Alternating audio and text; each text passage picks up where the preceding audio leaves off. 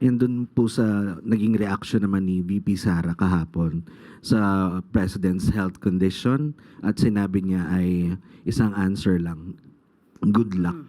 Ano po naman ang masasabi? Isang sagot, pero makikita nyo sa body language kung ano ang ibig sabihin. Nung tinanong ito, na masasabi nating irresponsible, isang irresponsableng tanong dahil walang pinanghuhugutan, walang batayan. Itinanong sa kanya, ano masasabi patungkol sa di umanong lumalalang kalusugan ng Pangulo. Doon pa lang sa word na lumalalang kalusugan, alam natin na walang basihan. Pero itinanong pa rin sa kanya.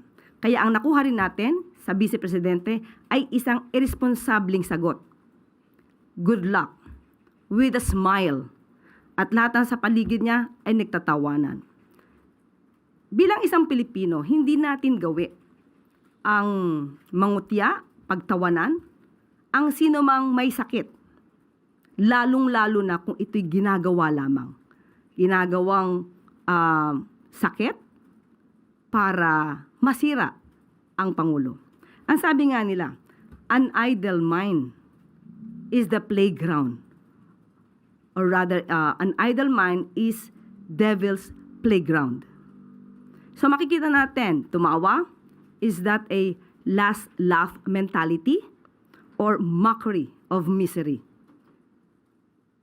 Hindi ba dapat ang isang tao kapag may sakit, mas binibigyan natin ng atensyon at binibigyan natin ng dasal para mas maging maigi ang kalusugan?